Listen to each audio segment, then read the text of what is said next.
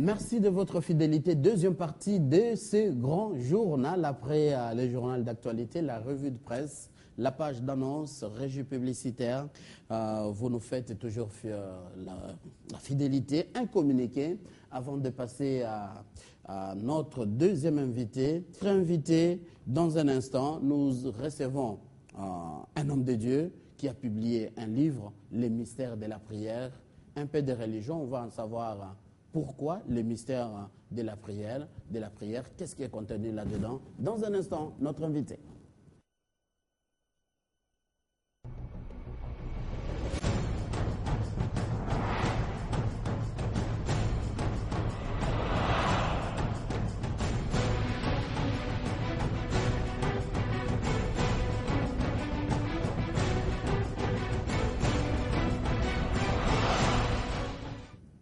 Voici le livre de M. David Jean-Alain Moutamba. Bienvenue déjà sur ce plateau. Merci beaucoup de m'accueillir. Vous venez de l'extérieur du pays ou vous vivez au Congo? Je vis à l'extérieur. À l'extérieur du pays. Oui. Alors, première question. Les mystères de la prière. Pourquoi avoir publié un livre avec ce titre, Les mystères de la prière? Qu'est-ce qui vous a motivé? Ce qui m'a motivé, c'est que les gens pensent que la prière est simple. En fait, prier, ce n'est que le début. Vous mettez, comme on dit, le doigt dans l'engrenage. Voilà, vous déclenchez quelque chose.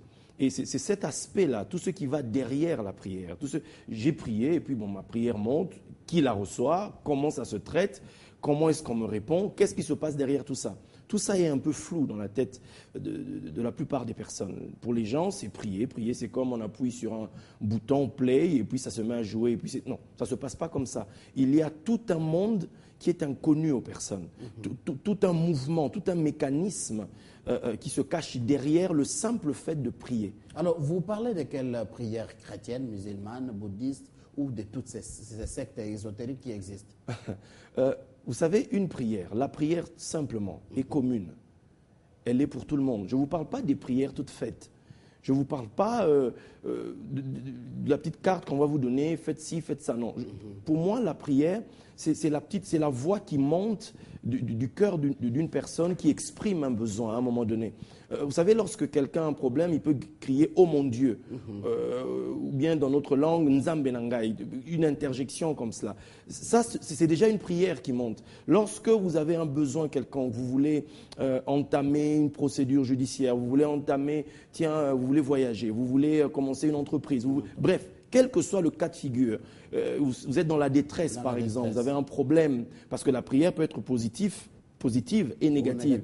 C'est-à-dire suite à des problèmes ou simplement parce que vous voulez construire. Vous avez un rêve, vous avez un projet et vous priez pour que, comme on dit, que ce soit sous de bons auspices, que Dieu soit avec vous. Bien. Donc cette prière-là, quelle que soit votre religion, quels que soient tous ces noms que vous m'avez cités, pour qu'une prière soit exaucée, il faut qu'elle arrive auprès d'un juge. Et qui est ce juge? Maintenant, chaque religion avancera ses noms. Moi qui suis chrétien, pour moi, la Bible me dit que Jésus nous a ordonné de prêcher, d'annoncer que Dieu l'a fait juge des vivants et des morts.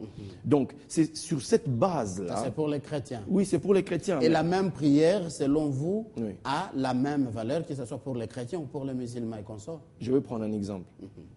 Lorsque vous allez, parce que je faisais des études de droit avant de m'arrêter pour me tourner complètement vers mon appel, vers ma vocation. Quand vous portez le vêtement de juge, le vêtement, de l'avocat ou peu importe, comment on appelle, dans le palais de justice, tous ceux qui viennent là, quelles que soient leurs origines, quelle que soit leur tribu, leur ethnie, leur religion, tout ce que vous voulez, ça ne paraît pas dans le besoin, dans le problème qu'ils présentent. Ça ne joue aucun rôle. Simplement, vous devez connaître les mécanismes du palais de justice. Alors, si vous venez en disant « moi je suis chrétien, moi je suis musulman, moi je suis bouddhiste, moi je suis ceci », tout ça, ça ne compte pas en réalité parce que Dieu n'a pas de coloration.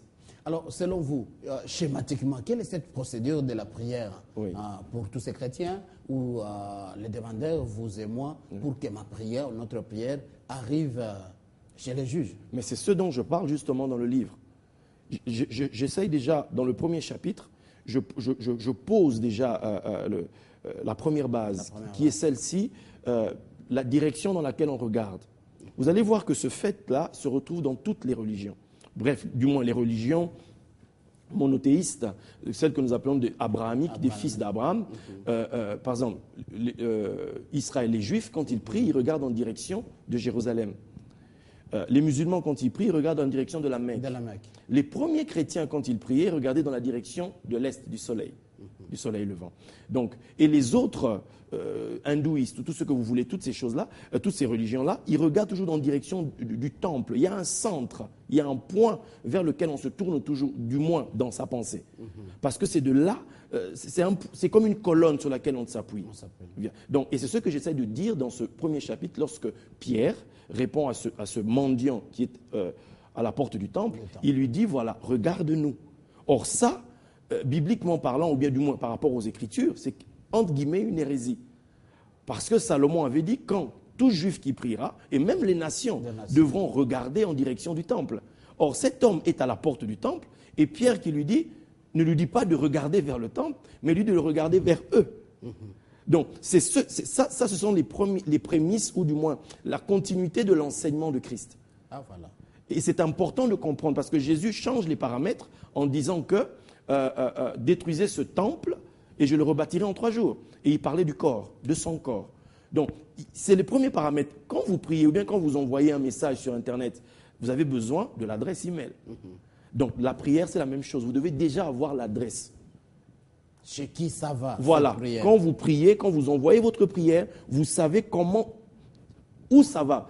D'où le principe du nom de Dieu. On disait toujours l'Éternel Dieu d'Abraham. Voilà. Voilà, alors, on a peu de temps, mais au bas du grand titre ici, les mystères de la prière, j'ai lu comprendre les secrets d'une prière efficace.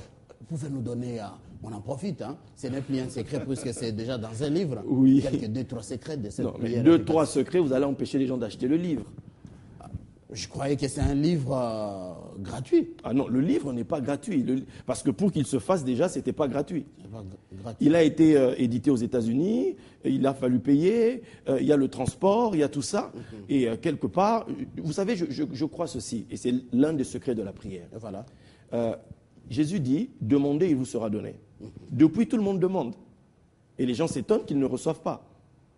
Et alors qu'il y a un autre texte qui dit, donnez et il vous sera donné.